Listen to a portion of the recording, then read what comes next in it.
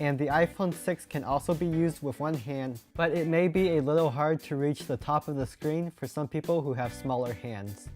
However, using Apple's reachability feature, you can easily access the top. The iPhone 5 is 7.6 millimeters thick, and the iPhone 6 is 6.9 millimeters thick with curved edges.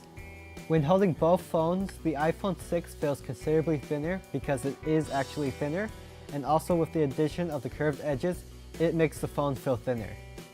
The iPhone 5 weighs in at 3.95 ounces, and the iPhone 6 weighs in at 5.55 ounces.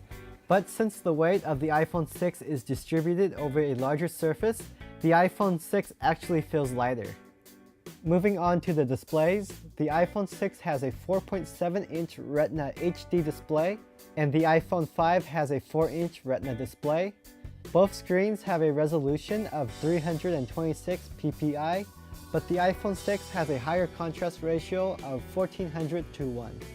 On the iPhone 6, you have the Touch ID fingerprint scanner that you can use to unlock your phone or to make iTunes purchases, and the iPhone 5 doesn't have that feature, it just has the regular home button. On the top of the phones, you have the ambient light sensor and also a speaker. The iPhone 5 has a 1.2 megapixel FaceTime camera that shoots 720p HD video, and the iPhone 6 has a 1.2 megapixel camera that also shoots at 720p HD, and it has an aperture of f2.2. As you can see from these pictures, the iPhone 6's camera has better optics. On the sides of both phones, the buttons, ports, mics, and speakers are in similar positions, except the sleep-wake button. This button on the iPhone 6 has been moved to the right for easier access. On the back of the iPhone 6, we have a full aluminum enclosure, and on the back of the iPhone 5, it consists of metal and aluminum. The iPhone 6 has an 8 megapixel f2.2 camera with True Tone flash. It shoots at 30 or 60 frames per second at 1080p. This camera is also capable of shooting slow motion at 240 or 120 frames per second. In addition, there is significantly better autofocus. On the other hand, the iPhone 5 has an 8 megapixel f2.8 camera that shoots at 1080p at 30 frames per second. The iPhone 5 runs on Apple's A6 chip, and the iPhone 6 runs on the new A8 chip and also the M8 Motion coprocessor. Therefore, everything works faster on the iPhone 6. Applications open a lot faster, CPU-intensive games work a lot better, and they also load faster. Basically, using the operating system on the iPhone 6 is very satisfying because everything just works.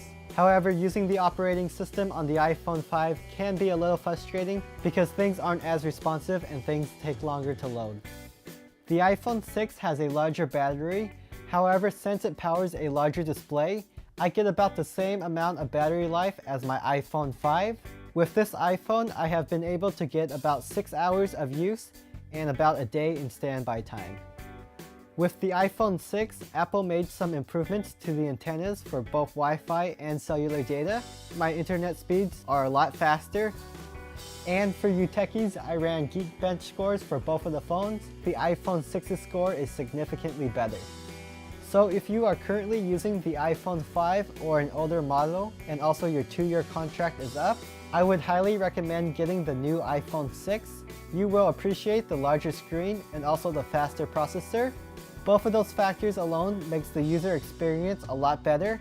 In addition, I like to take videos and pictures with my iPhone, and I feel the camera upgrades from the iPhone 5 to the iPhone 6 is dramatically better.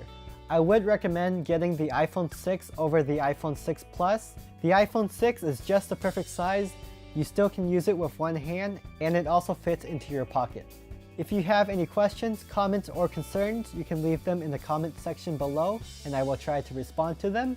Be sure to check out my iPhone 6 review if you haven't seen it yet, and also check out this cool camera test. If you're on a mobile device, there will be direct links to both of those videos in the description below.